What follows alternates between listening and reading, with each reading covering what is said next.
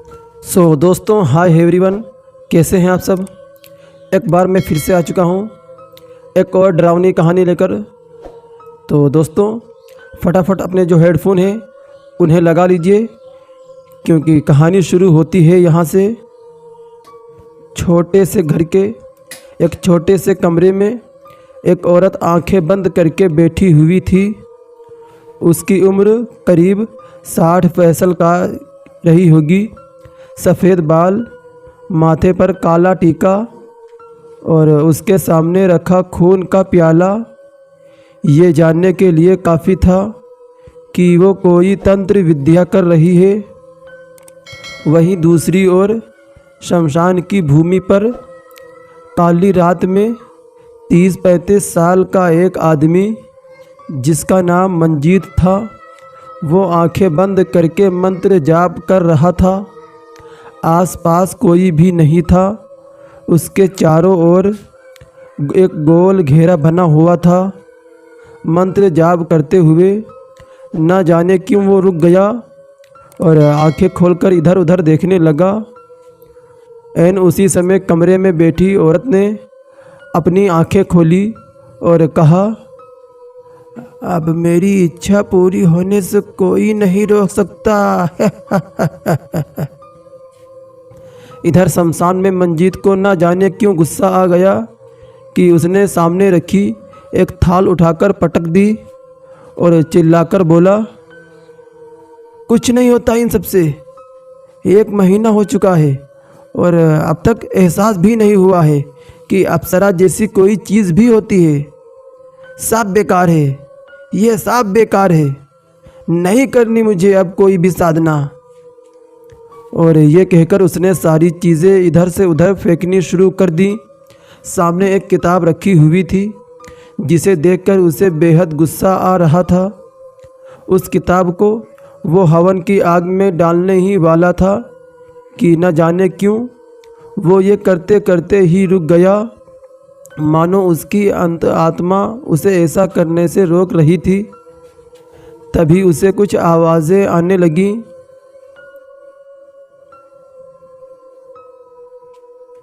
वो आवाज़ सुनकर मंजीत का चेहरा जैसे खिल उठा और वो इधर उधर देखने लगा। तभी किसी ने पीछे से उसके कंधे पर हाथ रखा और जब वो पीछे मुड़ा तो उसकी आंखें बिल्कुल चौंधिया सी गईं। सामने एक तेज़ रोशनी दिखाई दी जिसके कारण उसकी आंखें बंद हो गईं और जब दोबारा उसने आंखें खोली तो सामने कोई भी नहीं था। दोस्तों, आखिर हो क्या रहा था मंजीत के साथ? कौन थी वो औरत और क्या संबंध था उस मंजीत के साथ? आखिर क्या है ये अप्सरा साधना और क्या वजह रही होगी जिसके लिए मंजीत इस खतरनाक साधना को करने के लिए तैयार हो गया? क्या उसकी साधना सफल हुई या फिर उसके जीवन का अभिशाप बन गई? जानने के लिए सुनिए आज की ये डरावनी कहानी। मंजीत 30-35 साल का आदमी था जिसकी शादी तो हो चुकी थी, लेकिन पैसों की कमी के कारण उसकी पत्नी ने उसे छोड़ दिया था। हालत इतनी ख़राब हो गई थी कि मंजीत को अपना घर बार बेचकर गांव के बाहर एक छोटी झोपड़ी में रहना पड़ रहा था। पढ़ा लिखा होने के बावजूद भी एक मजदूर के रूप में वो गांव के ही किसी किसान के खेत में काम करता था, जिससे उसकी रोज़ी रोटी चल रही थी। इतने पैसे थे नहीं कि वो अपना खुद का कारोबार शुरू कर सके और इज़्ज़त की रोटी कमा सके। गांव के लोग आते जाते उसकी गरीबी का मजाक उड़ाया करते थे। साथ ही उसकी पत्नी ने ये अफवाह फैला दी थी कि मंजीत कभी पिता भी नहीं बन सकता और इसलिए वो उसे छोड़ रही है। मंजीत ये सारे आरोप सह रहा था और बस उस दिन का इंतज़ार कर रहा था कि कब वो अमीर बन पाएगा ताकि सबका मुंह अपने आप ही बंद हो जाए। एक रात वो अपने खेत पर ही अकेले बैठा हुआ था। तभी उसे ऐसा एहसास हुआ जैसे कोई उसे देख रहा हो, लेकिन रात के अंधेरे में आसपास कोई दिखाई नहीं दिया। इतने में ही उसे एक आवाज़ सुनाई दी। मंजीत ने देखा कि पास वाले खेत में एक कुत्ता खड़ा हुआ था और उसके सामने कोई था जिसने उस कुत्ते को कुछ दिया। अंधेरा था इसलिए मंजीत उस शख्स का चेहरा नहीं देख पाया, बस इतना जान गया कि वो कोई एक औरत थी, क्योंकि हवा में उसके लंबे बाल लहरा रहे थे। तभी वो कुत्ता अपने मुंह में एक किताब दबाकर मंजीत के खेत में आया। मंजीत ने देखा कि ये वही कुत्ता था जिसे वो हर रात खाना खिलाया करता था, और इस वजह से वो एक तरीके से मंजीत का पालतू कुत्ता बन चुका था। वो कुत्ता खेत के पास ही ज़मीन खोदने लगा। मंजीत उसे देख रहा था। उस कुत्ते ने ज़मीन खोदा और उस किताब को उस गड्ढे में डालकर उसके ऊपर मिट्टी डालने लगा। मंजीत ने उसे रोक दिया और उस किताब को वापस निकालने लगा। उस किताब के ऊपर लिखा था भूत डामर तंत्र।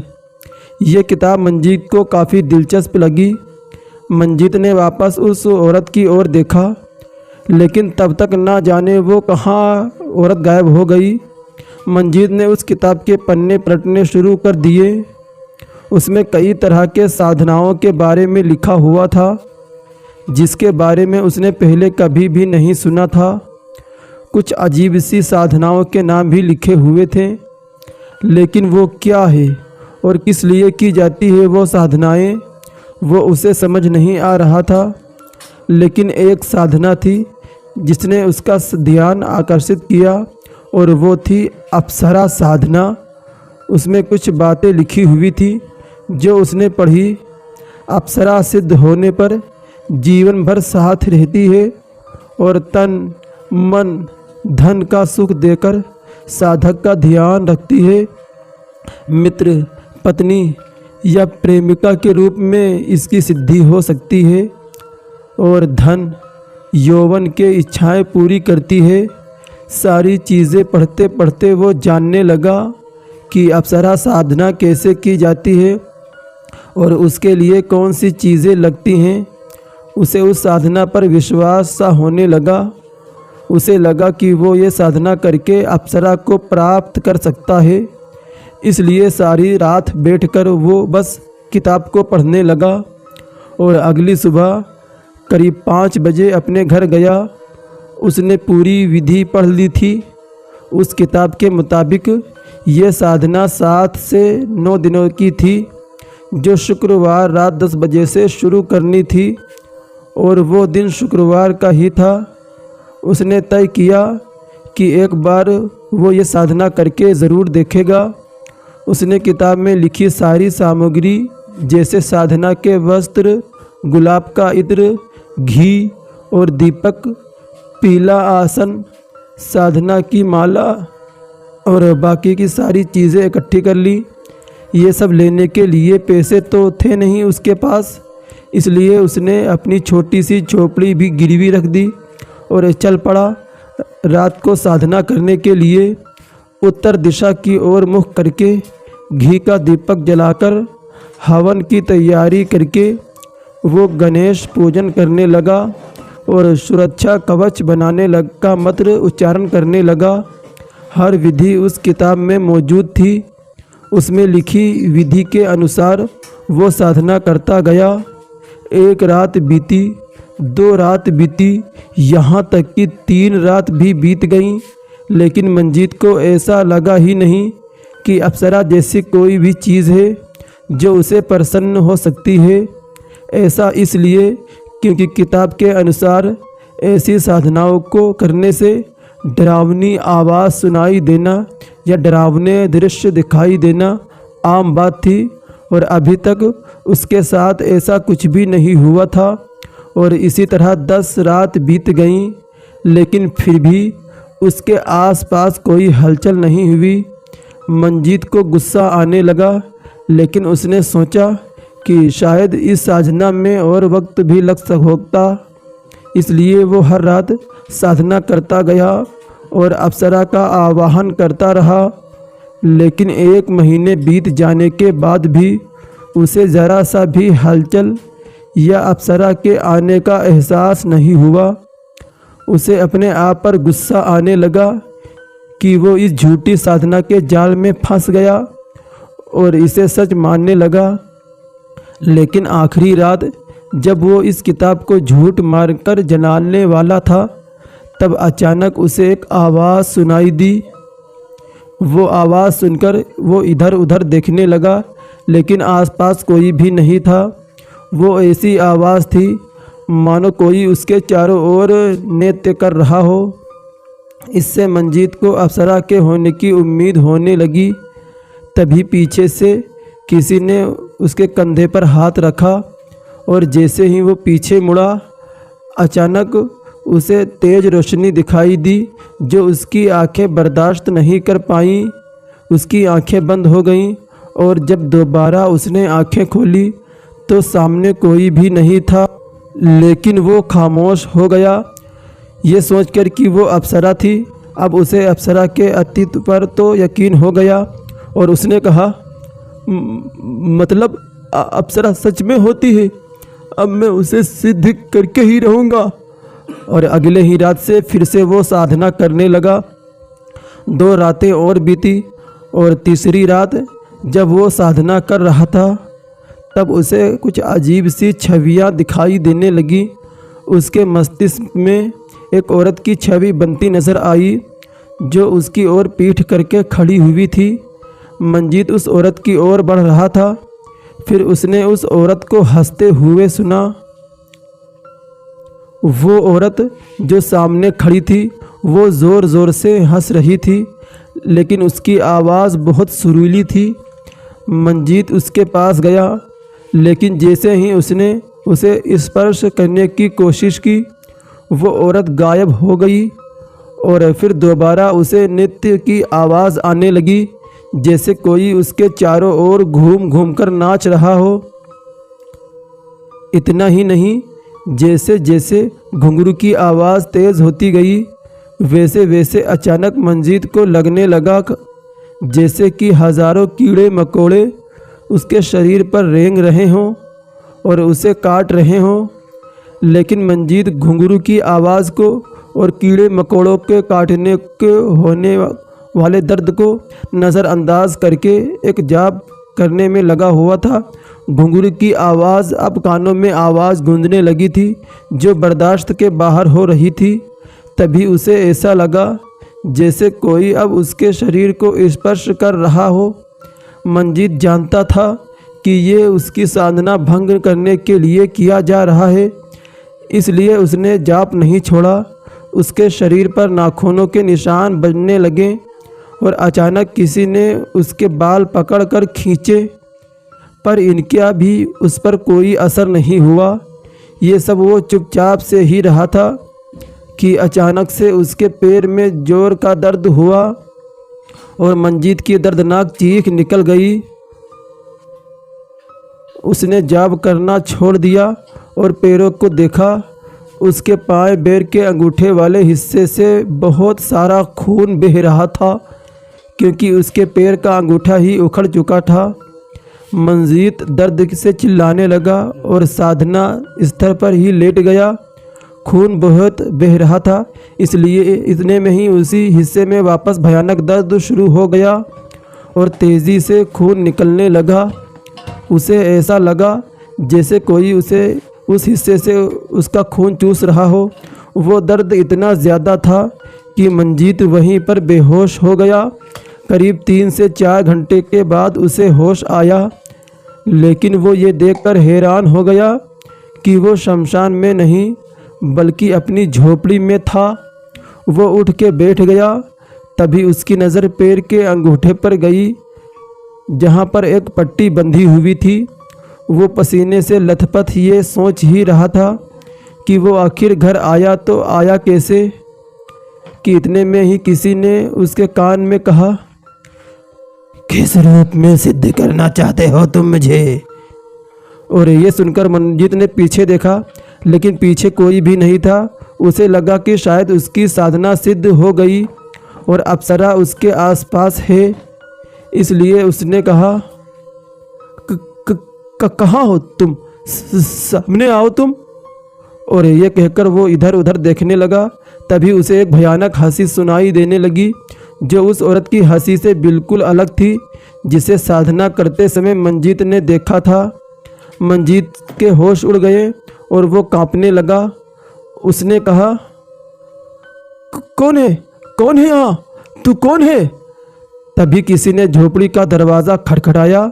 जब मंजीत लड़खड़ाते हुए दरवाजे के पास पहुंचा और उसने दरवाज़ा खोला तो सामने उसने एक औरत को खड़ा देखा, जो उसकी ओर पीठ करके खड़ी हुई थी।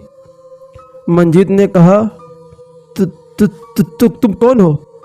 उसका सवाल सुनकर वो औरत वापस से हंसने लगी और इस बार उसकी आवाज़ बहुत मधुर थी, जिसे सुनकर मंजीत खुश हो गया। उस औरत ने कहा, मैं तो वही हूँ जिसे तुम सिद्ध करना चाहते थे। और फिर मंजीत उसके पास जाने लगा और बोला, मैं तुम्हें अपनी पत्नी के रूप में सिद्ध करना चाहता हूँ। तभी दोस्तों वो औरत मंजीत की ओर मुड़ी और उसकी सुंदरता देख मंजीत मोहित हो गया। वो औरत सच में बहुत ही खूबसूरत थी। उसके शरीर की कोमलता और लचीलापन साफ नज़र आ रहा था। मंजीत उसकी सुंदरता में खो सा गया। उस औरत ने कहा, उर्वशी हूँ मैं, मुझे पत्नी के रूप में सिद्ध करने के लिए तुम्हें मुझसे विवाह करना होगा। और फिर मंजीत ने विवाह के लिए तुरंत हाँ कर दिया और उसी झोपड़ी के अंदर गई। उसके हाथ में खोपड़ियों की 2 मालाएं थी। उसने मंजीत को वो मालाएं दी, जिसे उर्वशी को पहनाकर उसने उससे विवाह कर लिया। लेकिन विवाह से पहले उर्वशी ने उससे वचन मांगा कि ना तो वो किसी और स्त्री की ओर देखेगा और ना ही किसी को उसका सच बताएगा। मंजीत इसके लिए भी मान गया। उसी रात उर्वशी अचानक उसके करीब आने लगी और मंजीत भी उत्तेजित होने लगा। उर्वशी उसके सामने ही निर्वस्त्र हो गई और मंजीत से लिपट गई। दोनों ने संभोग किया। खुद को संतुष्ट करने के बाद उर्वशी और मंजीत सो गए। फिर अगले दिन मंजीत उर्वशी को लेकर गांव के शहर पर निकल गया, ताकि गांव वालों को दिखा सके कि उसकी पत्नी कितनी सुंदर है। गांव वाले उर्वशी को देखकर मंत्रमुग्ध हो चुके थे। इतनी सुंदर स्त्री उन्होंने कभी नहीं देखी हुई थी। उनकी नज़रों में वो अप्सरा ही थी। मंजीत सबकी ईर्ष्या देखकर बहुत खुश था। उस दिन घर आने के बाद उसने वापस काम पर जाने की इच्छा जताई, लेकिन उर्वशी ने उसे अपनी सुंदरता के जाल में फंसाकर जाने ही नहीं दिया और खुद को संतुष्ट करने में लग गई। लेकिन अगले ही दिन भी उर्वशी उसे जाने ही नहीं देना चाहती थी, पर रोजी रोटी के लिए मंजीत को काम पर तो जाना ही था, इसलिए वो चला गया। उर्वशी को ये अच्छा नहीं लगा, इसलिए वो भी उसके पीछे पीछे खेतों में चली गई। वहाँ जाकर उसने देखा कि मंजीत अकेले ही काम कर रहा था और वहाँ कोई भी नहीं था। मंजीत उसे देखकर चौंक गया और उसने उसे घर जाने को कहा, लेकिन घर जाने के बजाय वो वहीं मंजीत के साथ शारीरिक संबंध बनाने की कोशिश करने लगी और मंजीत भी बहक कर उसके साथ संभोग करने लगा। इसके बाद दोनों घर आ गए और घर आने के बाद भी दोनों हमबस्तर हुए। उर्वशी ने उससे कहा कि वो खेतों में काम करने न जाए, लेकिन मंजीत ऐसा नहीं कर सकता था। उर्वशी ने कहा, दोस्तों, आखिर उर्वशी ने मंजीत से क्या कहा?